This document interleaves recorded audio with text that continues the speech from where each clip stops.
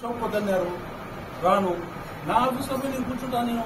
నన్ను ఎంతసేపు దిగ్బంధనం చేస్తాను మీరు చేసే కొద్దీ నాకు టౌన్ నుంచి ఫోన్లు వస్తాయి, మేము అందరం వస్తా అంటే అందరిని ఆపుతున్నాం వచ్చు వద్దని. నేను ఆఫీస్ కాడంటే మీకే ప్రశాంతంగా ఉంటానని చెప్తున్నాను కదా. ఏంది మేము ఇచ్చిన అధికారంతో వాళ్ళు ఈరోజు ఇక్కడ పీఠం మీద కూర్చొని యానించో వచ్చి స్థానికేతుడు మా మీద ఏంది స్థానికుల పైన ఈ అరాచకము. నంద్యాల ప్రజలందరూ కూడా నమస్కరించి చెప్తున్నారు. మీరందరూ కూడా ఆలోచించుకోండి. ఇంత ఏ 175 కాన్స్టిట్యున్సీలో ఎక్కడే కానీ లేదు ఇంత అరాచకం, ఇంత దౌర్జన్యం. ఈ దౌర్జన్యాన్ని ఇప్పటికైనా మీరందరూ అర్థం చేసుకుని నా మౌన పోరాటాన్ని ఆపుతున్నారు. మౌన పోరాటం వల్ల ఏమున్నది? మౌన దీక్ష చేస్తే ఏమవుతుంది? మీరు చేసినవి కాదా? ఇంకా నేను మీరు మాట్లాడిన వీడియోలు చూపిలే.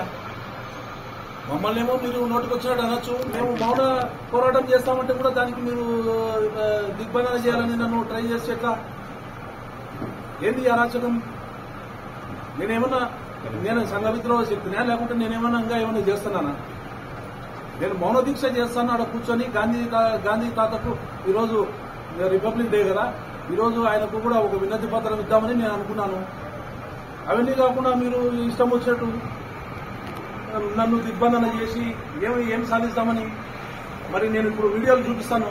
మరి దానికి సమాధానం చెప్తారా? తండ్రి కొడుకులు ఇద్దరు, ఎమ్మెల్యే గారు తండ్రి, ఎక్స్ మంత్రి గారు, మంత్రి ఉండి ఆయన మాట్లాడిన మాటలకేమో చెల్లుబాటు. మేము ఇక్కడ లోకల్ గా పుట్టి ఈ ఊర్లో పుట్టి పెరిగిన వాళ్లకు మేము ఈ మౌన దీక్ష చేస్తామంటే దానికి ఏంటి ఆటంకాలు మాకు? మేమిచ్చిన అధికారంతో మీరు ఈరోజు ఇక్కడ ఉండి మా పైన జులుం జనాయిస్తున్నారా? మీరు ఎంతవరకు చేయగలుగుతారు? ఎంతవరకు ఆపగలుగుతారు మమ్మల్ని? చూడండి, మేమందరం ఏకమవుతున్నాము. మమ్మల్ని ఆ పనికి ఎవరి వల్ల కాదు, ఎవరి శక్తి సరిపోదు. మేము స్థానికులము. ఖచ్చితంగా మా స్థానికులకు మాకు మా విలువకు భంగం జరిగింది. ఆ రోజు కొడుకు ఒక మాట అన్నాడు, తండ్రి ఒక మాట అన్నారు. దానికి ఖచ్చితంగా సమాధానం చెప్పాలి.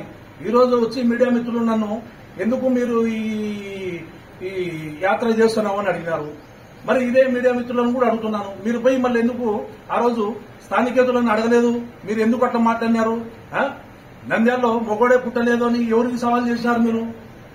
అంటే మేము మీ అమ్మడి ఉండి మీకు సేవలు చేసి మీ కింద పనిచేసి మమ్మల్ని మీరు మొగోళ్ళు కాదు, నంద్యాలలో ఎవడే కానీ మొగోడు పుట్టలే అంటే మరి ఆ వీడియోలో ఎందుకు మీరు మీడియా మిత్రులు కూడా వైరల్ చేయలేదు? వాళ్ళ తండ్రి ఏమో వచ్చి పాకిస్తాన్ ఇండియా అనే. ఎవరిని పాకిస్తాన్, ఎవరిని ఇండియా అంటున్నావు నువ్వు? సుమోటగా ఆ రోజు నేను కేసు పెడదామని పోయాను. పోతే మళ్ళీ కూడా పార్టీ పెద్దలకు తెలియపరచాలి ఈ విషయం అని చెప్పి పార్టీ పెద్దలకు తెలియజేయడం కూడా జరిగింది. మరి వాళ్ళపైన ఎటువంటి యాక్షన్ లేదు. ఇప్పుడు మా మనోభావాలు దెబ్బతిన్నాయి ఖచ్చితంగా. ఆ రోజు స్టేజ్ పైన నేను కూడా ఉన్నాను. మరుక్షణం దిగి వెళ్ళిపోయాను అక్కడి నుంచి. అక్కడ జరిగే యాత్ర ఏంది? ఆ రోజు జరిగే పర్పస్ ఏంటి? ముఖ్యమంత్రి గారు అసలు ఆ సభ దేనికి ఏర్పాటు చేశారు? నువ్వు ఛాలెంజ్ చేయడానికి, సవాల్ చేయనికనా? ప్రజా సాధికార యాత్ర అంటే ప్రజలకు ఏం మేలు చేశారు? బీసీలు, ఎస్సీలు, ఎస్టీలు, మైనార్టీలు ఇవన్నీ చెప్పమన్నారు. కానీ మిమ్మల్ని వచ్చి మేము సవాళ్ళు నంద్యాలలో కూడా మొగోడు పుట్టాలంటే, నంద్యాలలో కూడా మొగోడు పుట్టాలంటే మేమందరం ఏంది?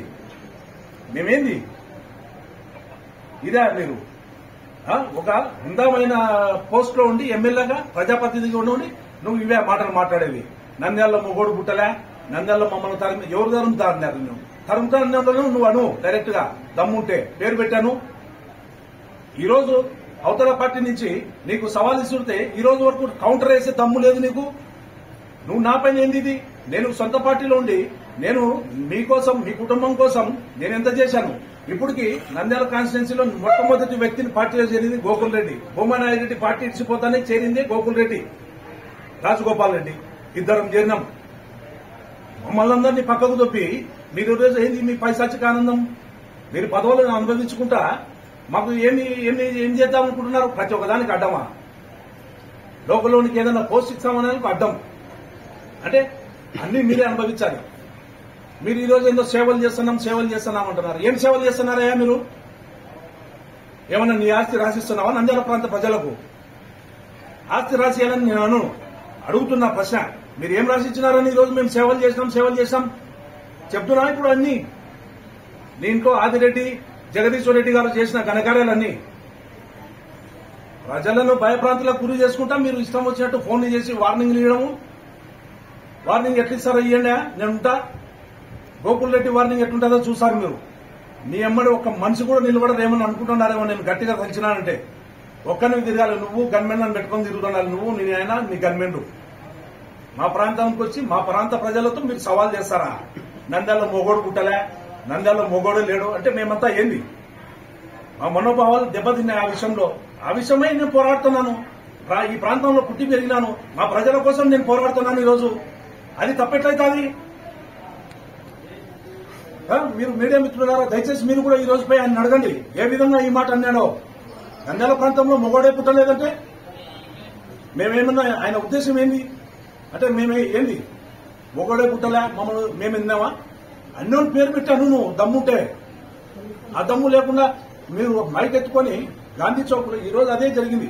నేను అదే గాంధీ చౌక్ లో గాంధీ గారికి విన్నపతి పత్రం ఎన్నికి వెళ్దామని బయలుదేరితే ఈ విధంగా నన్ను దిగ్బంధన చేసి అదే గాంధీ చౌక్ లో మమ్మల్ని అన్నారు, మా నంద్యాల ప్రజలందరినీ అన్నారు. అన్నోని అనుకో, నువ్వు ఇంటికాడ ప్రెస్ మీట్ పెట్టి అనుకో. నెక్స్ట్ కార్యక్రమం ఇంతకు మించి ఇంకా రెట్టింపు ధర్నాలు చేస్తాను, నేను ఇంకా ఉధృతంగా చేస్తాను. ఇప్పటి వరకు చాలా శాంతియుతంగా చేస్తున్నాను, ఇది చాలా దూరం తీసుకెళ్తాను. నేను దీన్ని వదలదలచలేదు. తప్పకుండా మీడియా మిత్రులారా మీకు మళ్ళీ చెప్తున్నాను, మీరు కూడా వెళ్లి వారిని దీనికి ఎక్స్ప్లెనేషన్ అడగండి. నేను వీడియో చూపించమంటే ఇప్పుడే చూపిస్తాను ఆయన మాటలు. దీనికి సమాధానం చెప్పమన్నాను ఆయన, ఇంకా ఎక్కువ ఏమొద్దు.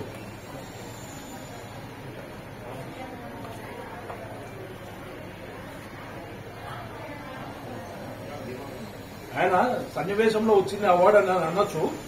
సరే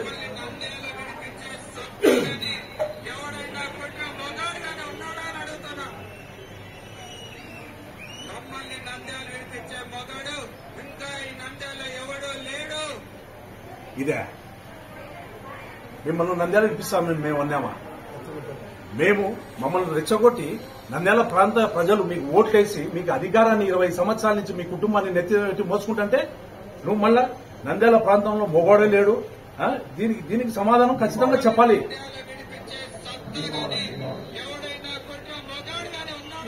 పుట్టిన మొగాడు ఉన్నాడు కానీ అంటే ఏంది ఇది?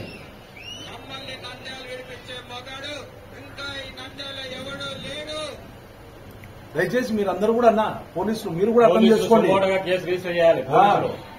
మానవ హక్కుల సంఘం కూడా నేను ఇక్కడే విజ్ఞప్తి చేస్తున్నాను. మానవ హక్కుల సంఘం కూడా కర్నూలులో ఉన్నటువంటి మానవ హక్కుల సంఘం కోర్టు కూడా సుమోటోగా తండ్రి కొడుకుల మీద కేసు రిజిస్టర్ చేయమని నేను మీడియా మిత్రులకి చెప్తున్నాను. దయచేసి వినండి. తండ్రి ఏమో పాకిస్తాన్ ఇండియా అంటాడు. ఎవరిని అంటున్నారు మీరు? వీరికి వచ్చి అంటే మీరు మత కళ్ళలో సృష్టించాలని మీరు ఏమన్నా దంచినారా? మీరు యాడ్ నుంచి వచ్చి ఈ రోజు నంద్యాలలో మొగోడే పుట్టలే అంటే మాకు ప్రతిరోజు మా ఇంట్లో పండుకుంటే కూడా అదే గుర్తొస్తుంది. మేమా వీళ్ళకి ఇన్ని రోజులు మేము నెత్తిన పెట్టుకుని మోసి మేము మా కష్ట సుఖాలన్నీ పక్కన పెట్టి మేము మీ ఎమ్మడికి తిరిగి మీ ఎలక్షన్లకు మీ దాని కోసం మేము పార్టీలు మారకుండా జగనన్న మీద అభిమానంతో మేము చేసుకుంటూ వస్తుంటే మీరు ఈ మాటలన్నీ మమ్మల్ని అని ఈరోజు మేమేమనలే, మేము చాలా పత్తి గింజలము ఇంట్లో కూర్చున్నాము, మా కుటుంబం మొత్తం సేవా కార్యక్రమాలే చేస్తుంది. ఏం సేవలు చేస్తున్నారు మీరు చెప్పండి అయ్యా. ఈరోజు మున్సిపాలిటీ డ్రింకింగ్ వాటర్ అన్నిటికీ మీ ఫోటోలు పెట్టుకున్నారు తండ్రి కొడుకులు. దాని బిల్లులు ఎవరు కడుతున్నారు? త్వరలో నేను కూడా దీనికి అప్లై చేసి దాని బిల్లులు ఎవరు కడుతున్నారు, దాని కథ దాని చరిత్ర మొత్తం కూడా బయటకు తీయబోతున్నా. తీసి అందరి పబ్లిక్ ని అడగదలుచున్నా. నేను నంద్యాల మా ప్రాంత ప్రజలకు తెలియక పాపం వీళ్ళేదో వాళ్ళ ఇంటికాడి నుంచి తీసుకొచ్చి కొండ సుంకేశ్వర్ల కానించి తెచ్చి ఏమన్నా పెడుతున్నారని వాళ్ళు ఊహిస్తున్నారేమో. ఇవన్నీ కూడా సమాధానం చెప్పాల్సిన అవసరం ఉన్నది ఎమ్మెల్యే గారు. ఈరోజు అదే కాదు, వైఎస్ నగర్ పోదాం రా, ఏమయ్యా నీ ఇష్టం వచ్చినట్టు నువ్వు పట్టాలు పంచుతావు, ఎవరన్నా రారి పార్టీలో చేరది 4 పట్టాలు రాసిస్తా. మాజీ మంత్రివి నువ్వు, ఒక వయసులో పెద్దోనివి, నువ్వు ఆ మాట రా పిలిచేది ప్రభావితం చేస్తావా? నీ చేతిలో పట్టాలున్నాయని ఒకటే పట్ట 4 ఐదుకి ఇచ్చేది వాళ్ళు కొట్టుకొని సావని మా ప్రాంత ప్రజలు. మీకేమి దానికి అసలు దాని గురించి చింతే లేదు మీకు.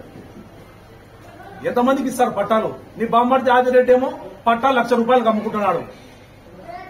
వాళ్ళు వెనకమ్మడి వేసుకుని మీరు మళ్ళా ఊరల్లో ఊరేగుతున్నారు. ఆదిరెడ్డిని జగదీశ్వర్ రెడ్డి బాగా సర్దుకొని హైదరాబాద్ చేరుకున్నాడు. మున్సిపాలిటీలో ఉద్యోగాలు ఎవరికి ఇచ్చినారు మీరు? రా మున్సిపాలిటీకి రా. ఎంతమంది నాకు ఫోన్లు చేసి అందరూ టచ్ ఉన్నారు మీకు తెలుసా?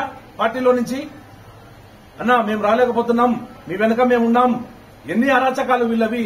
మున్సిపాలిటీలో కౌన్సిలర్ ఉంటే కౌన్సిలర్లను పట్టించుకోరు, సర్పంచులు ఉంటే పల్లెటూరులకు జనాన్ని పిలిపించి మాట్లాడాలని అని ఒక నాయకుడు సలహా ఇస్తే 4 పల్లెలు కలిసే ఒక వార్డు మ్యాన్ కూడా ఓట్లు వాళ్ళని పక్కన పెట్టు మళ్ళీ చూసాంలే అంటావా నువ్వు? వయసులో పెద్దోనివి నువ్వు ఆ మాటలు అనొచ్చున్నా మమ్మల్ని వాడుకొని మా ప్రాంతంలో మీరు ఎదిగి మీ ఆస్తులు పెంచుకొని మీరు వీడికి వచ్చేసరికి మీ ఆస్తులేంది, ఈ రోజు మీ ఆస్తులేంది? మీ ఇష్టం వచ్చినట్టు ఆస్తులు కొనుక్కోవడము, రస్తాలను మీ ఇష్టం వచ్చినట్టు తిప్పుకోవడము. ఇదే మెడికల్ కాలేజ్ కు 50 ఎకరాల భూమి కావాలన్నారు. అటువంటి భూమిని వద్దు, దాన్ని వాడొద్దండి.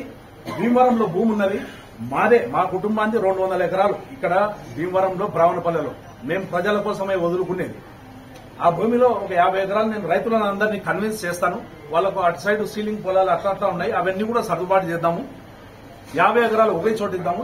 ఈ ప్రాంతం కూడా డెవలప్ అవుతాదని కూడా చెప్పినాను నేను. దానికి వాడి ఊరు డెవలప్ కాకూడదు, వాడు అట్నే ఉండాలి. అడిగి పోతే మళ్ళా మనకు ఏకుమేక ఎందుకు ఏకుమేక అవుతాడు? నీకంతా అభద్రతా భావం ఉంటే రాజకీయాలు ఉండాకు, పోయి వ్యాపారం చేసుకో. బాగుంది కదా మీకు, ఆ భగవంతుడు ఇచ్చినాడు. రాజకీయాల్లోకి వచ్చి కాన్స్టిట్యున్సీని భంగం, కార్యకర్తలను భంగం ఏం చేస్తామని ఉన్నారు మీరు? ఈరోజు జగన్మోహన్ రెడ్డి గారు ఎన్నో గొప్ప గొప్ప కార్యక్రమాలు చేసుకుంటా ముందరికి పోతున్నారు. మీకు రండి, బజార్లోకి రండి. మీరు ఎవరినో మీ దైవంగా భావించే వాళ్ళని తెలుసుకున్నాండి, నేను నా దైవంగా భావించే వాళ్ళని తెలుసుకున్నా సార్. సవాల్ ఒట్టేసి నిజాలు చెప్తురండి. మరి మీ దగ్గర అన్ని మంచిగా జరుగుతున్నాయా? మీ ఇంట్లో రా. ఎంతమంది మహిళలను మీరు ఇబ్బంది పెట్టినారు, ఎవరైనా ఏమేమి చేసినారో మొత్తం చెప్తారా? మీరు చేస్తేనేమో కరెక్టు, ఇంకొకటి చేసేందుకు ఇదంతా వాళ్ళు అది చేసిరి ఇది చేసిరి. మళ్ళీ చెత్త మా పిల్లలకు తెలియక బుద్ధి లేక మా ప్రాంత ప్రజలే ఒకడు భూ కబ్జాలు చేయనందుకు లోకల్ నాన్ లోకల్ అని ఒకడు పెడతాడు, ఇంకొకటి పెడతాడు. అరే పిచ్చి ప్రజలారా, నేను కొట్లాడతాను లేదు మీకోసం. మన నంద్యాల ప్రాంతాన్ని అభివృద్ధి ఇంకా ఎంతో కావాల్సిన ప్రాంతాన్ని వీళ్ళు అడ్డుకొని నాశనం చేస్తున్నారు. దాని నుంచి విముక్తి కోరుతున్నా నేనేదో నా లీడర్షిప్ ఇప్పుడు కాదు. నా కుటుంబ చరిత్ర 100-150 సంవత్సరాల నుంచి కుటుంబ చరిత్ర కలిగినోని నేను. ఈ రోజు ఏదో కొత్తగా వచ్చి నాకు రాజకీయము, నాకు ఏదో నాయకత్వం కావాలని కోరను. నేను ఆల్రెడీ నాయకుడిని. నేను ఒక పెద్ద గొప్ప చరిత్ర గల కుటుంబంలో పుట్టినోని. మేము 150 పల్లెలకు బ్రిటిషర్లకు కప్పం కట్టేవాళ్ళం. మా నాన్నగారు మా అబ్బా ఆ రోజుల్లోనే బ్రిటిష్ కి 200 ఎకరాలు దానం చేసి ఆ రోజు క్విట్ ఇండియా ఉద్యమంలో పాల్గొని ఇదే గాంధీ గారికి తీసుకెళ్లి ఆయన చేతులతో స్వహస్తాలతో డబ్బులు ఇచ్చేచ్చినాడు. ఆ రీజన్ గా మా గ్రాండ్ ఫాదర్ జీరామ్ రెడ్డి గారిని 16 నెలలు రాయవెల్లూరు జైల్లో పెట్టారు.